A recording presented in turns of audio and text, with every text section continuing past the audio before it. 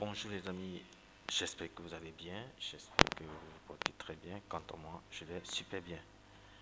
Alors, mes codeurs, pour ceux qui veulent utiliser Codular, qui m'ont demandé, j'ai dit, vous allez vous taper simplement Codular, n'est-ce pas?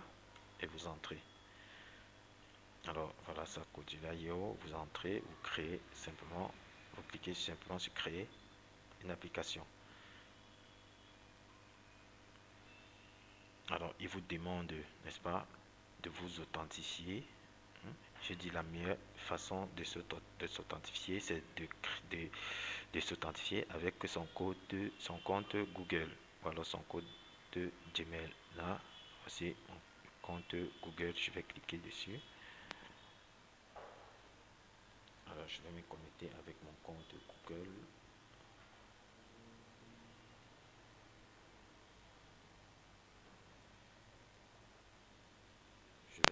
Je vais patienter que mon compte se connecte avec l'interface de Codula.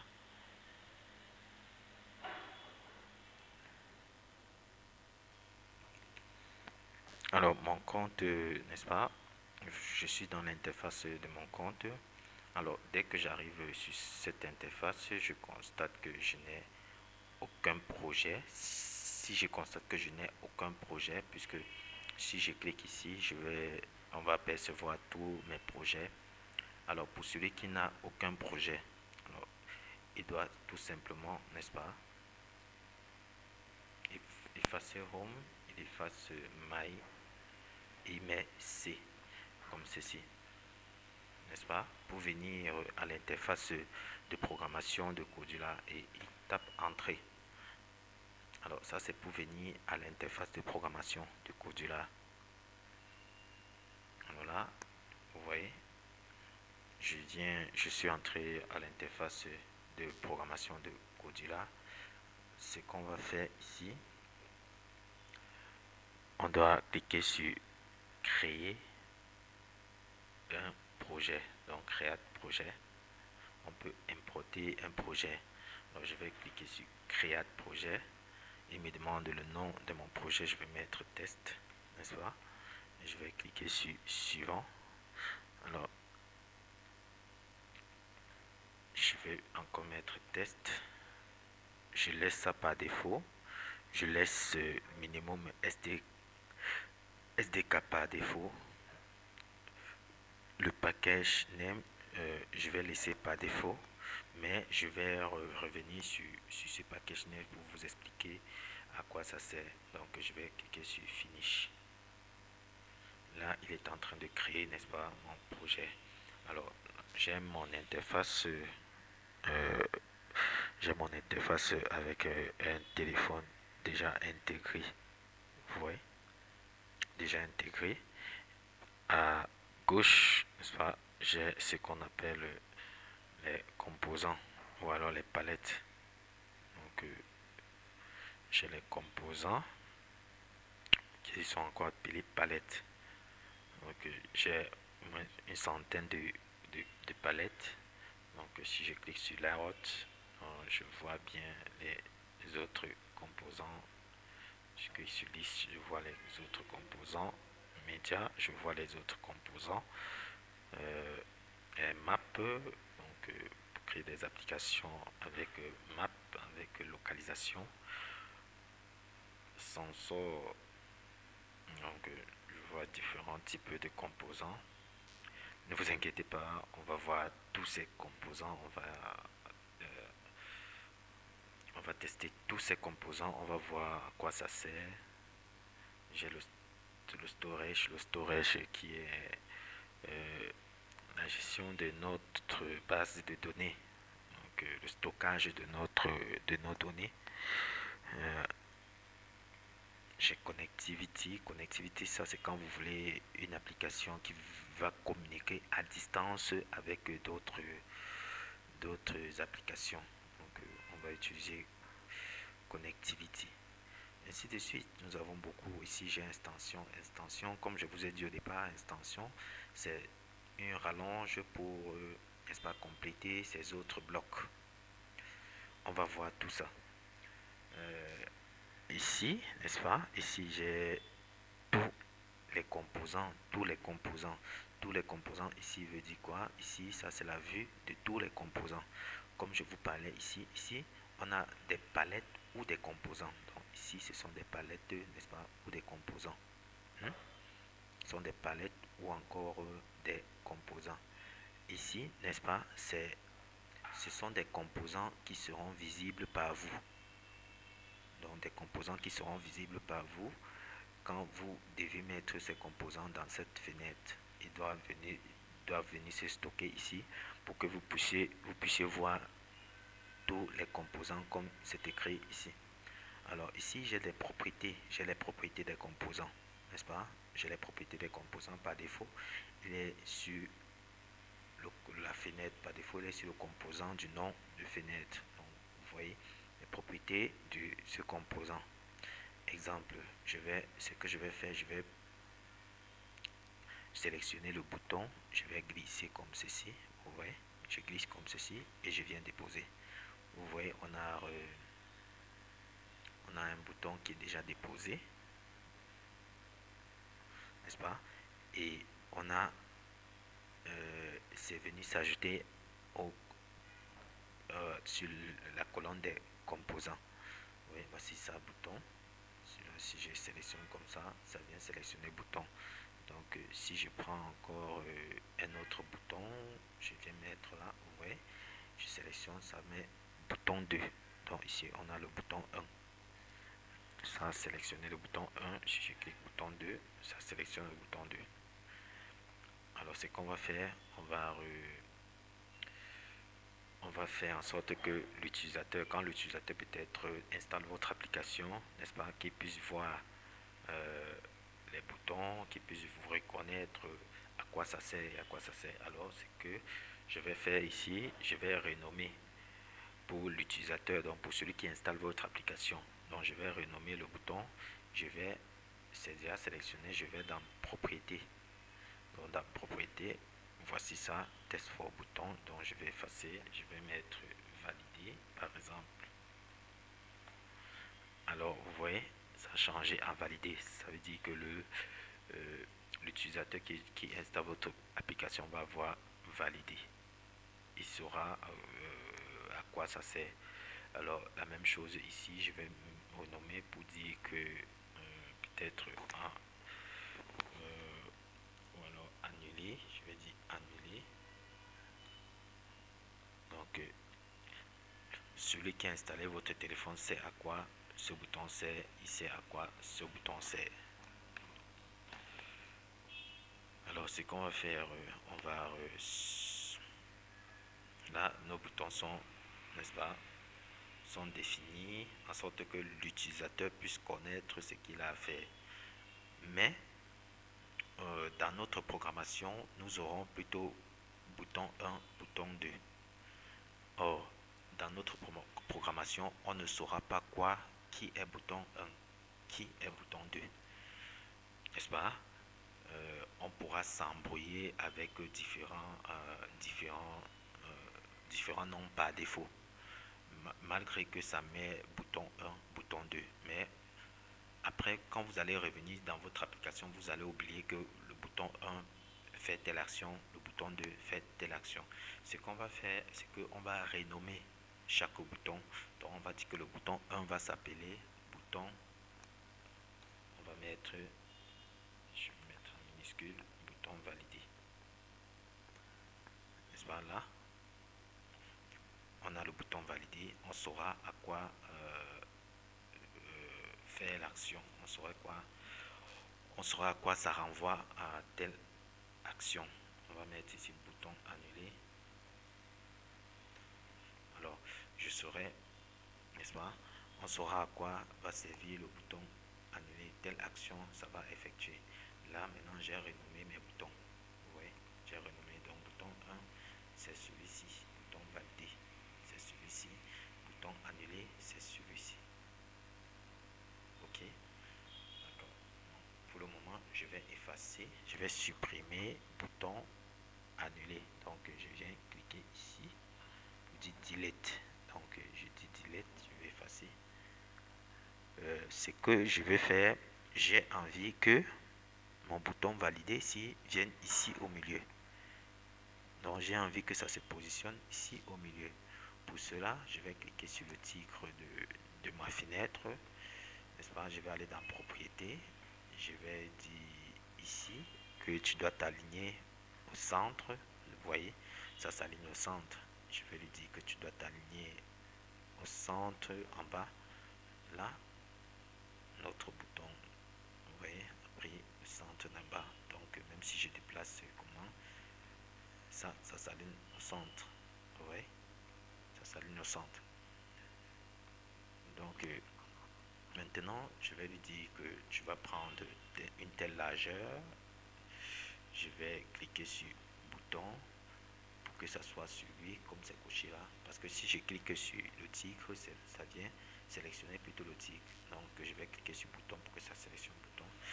Pour personnaliser, donc je vais dire, n'est-ce pas, tu dois être en vert. Donc je vais cliquer sur patron, color, je vais changer la couleur de l'arrière-plan en vert.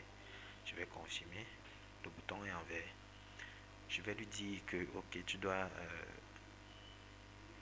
être, n'est-ce pas, en fil parent. Tu vas prendre tout l'espace en largeur. Donc vous voyez, ça a pris tout l'espace en largeur, n'est-ce pas? Je vais lui dire que non, tu dois prendre plutôt 200 en largeur. Donc ça a pris 200 en largeur, n'est-ce pas? Okay. Donc, je peux lui dire que tu dois augmenter ta taille peut-être avant. Ça a augmenté la taille avant. Je vais lui dire que tu dois être ok en gras, n'est-ce pas? Je vais diminuer la taille 15. Ok, voilà notre bouton. Alors je vais vous montrer une simulation dans un téléphone directement, n'est-ce pas? J'ai déjà mon simulateur téléchargé et installé dans mon ordinateur. Alors le voici, je vais prendre ça, ouais. Et vous allez sur Play Store, n'est-ce pas? Vous allez sur Play Store, vous téléchargez Compagnon, Codula Compagnon, vous cliquez dessus. Vous cliquez dessus, alors vous avez votre Codula Compagnon dans votre téléphone. Je vous rappelle que ça c'est un simulateur, n'est-ce pas? Ça c'est un simulateur de téléphone Android. On verra ça dans des prochaines vidéos. Ça c'est un simulateur de téléphone Android. Alors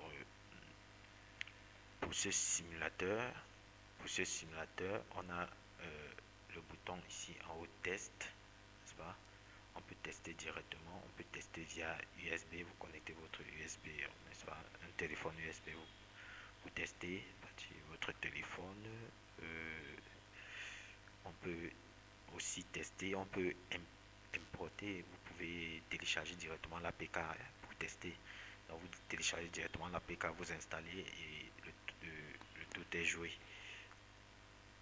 On peut télécharger en .aab pour être déployé sur Play Store. Donc ça c'est l'installation de déploiement de votre application sur Play Store, n'est-ce pas? Ok. Donc ce qu'on va faire, on va tester pour voir comment celui-ci, n'est-ce pas, est sur notre téléphone Android. Pour cela, je vais faire comme ceci. Je vais connecter, je vais cliquer sur connecter au compagnon. Donc, je vais cliquer comme ça. Soit je vais scanner le code, soit je vais écrire le code comme ceci. Là, ce que je vais faire, je vais saisir le code C O D V K T. Alors, je vais cliquer ici. Là, il est en train d'établir la connexion entre ça et mon téléphone. Donc, vous voyez, à partir de mon téléphone, n'est-ce pas, on a le bouton ici. Vous voici ce que l'utilisateur qui a installé votre application voit. Donc il peut cliquer dessus. Vous voyez, c'est un bouton. Il ne réagit pas, il ne fait rien, rien, rien. Alors je vais diminuer l'écran pour que vous puissiez voir au fur et à mesure. Au fur et à mesure.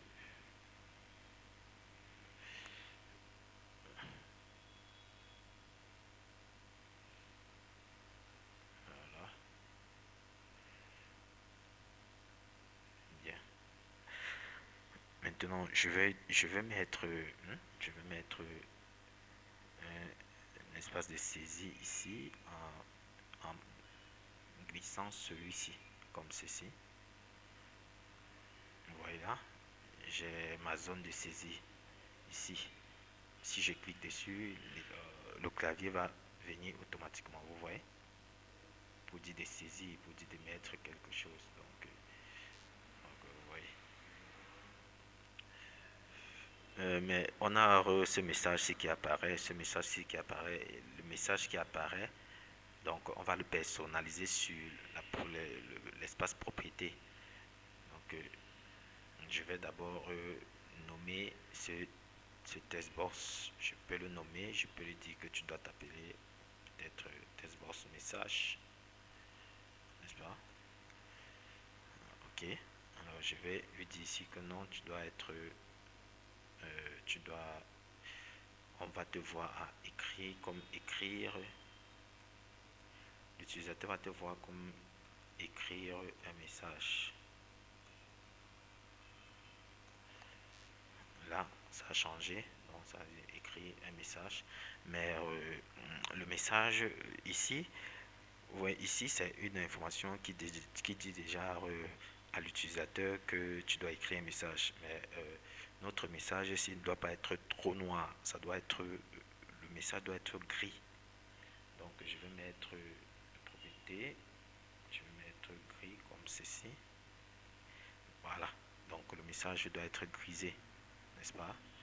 Parce que c'est en entrant un message que ça doit noircir. Vous voyez? C'est en entrant un message que ça noircit. Donc, bonjour, comme ceci. Ok, ok.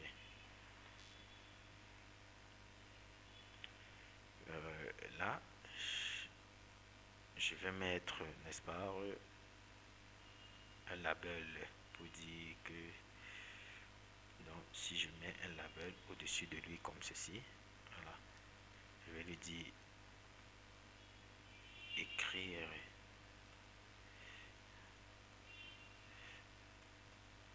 un message. Voilà, là, l'utilisateur sait qu'il faut écrire un message là et valider.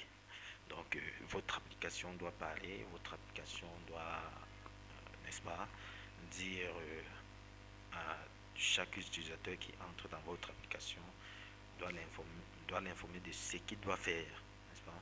Donc, voici un message qui dit à l'utilisateur d'entrer un message et valider. Ok. Euh, Là, ici, on a ici, on a le bloc. Le bloc doit nous servir, n'est-ce pas? Doit nous servir à programmer maintenant, à donner vie à notre application, à notre, n'est-ce pas, à notre application. Donc, c'est ici qu'on doit mettre tous les organes pour que notre application prenne vie, n'est-ce pas? En cliquant sur bloc, je vais agrandir. Là, on a nos blocs, on a nos blocs, on a nos blocs, on a nos blocs. Au fur et à mesure que vous mettez, n'est-ce pas, un composant dans l'interface, il vient s'ajouter là, comme test, boss, message, bouton, validé, n'est-ce pas? Ok. Donc, là, on a nos différents blocs. On va voir tous ces différents blocs, n'est-ce pas? On va voir à quoi ça sert. On va utiliser, on va mettre on va faire une logique. On doit voir tout ça. Donc, comme je vous disais, que c'est une application comme un puzzle. Donc, on met chaque puzzle à son côté, n'est-ce pas? On met chaque puzzle à son côté. Je vais faire quelque chose, un exemple, vous allez voir, je vais revenir dans mon designer, dans mon interface. Je vais mettre peut-être une notification comme ça pour notifier, hein, pour notifier l'utilisateur. Donc, je vais mettre comme ça, le voici ici. Hein. C'est c'est un composant qui est non visible à l'utilisateur, mais visible à la partie programmation. Donc vous voyez, il n'est pas visible. Il n'est pas visible ici. Alors je vais aller dans mon bloc comme ça. Je vais lui dire, je vais lui dire que si on clique, si l'utilisateur clique, n'est-ce pas, ce bouton, hein, si l'utilisateur clique ce bouton, que ça lui dise d'abord de d'entrer un message. Donc s'il clique un bouton comme ça et que le message n'a pas été saisi, ça lui dit mon ami, il faut entrer d'abord un message, n'est-ce pas? Ok, on va voir ça. Alors je vais cliquer sur le bouton comme ceci. Hein, je vais dire quand le bouton valider est cliqué, hein, alors bon, on va dire je vais cliquer sur notifier, je vais dire euh, je vais prendre notifier, je vais mettre alerte comme ça, n'est-ce pas? Je vais prendre le test ici. Voici une logique. Donc je vais dire euh, mon ami, alors je vais dire il faut,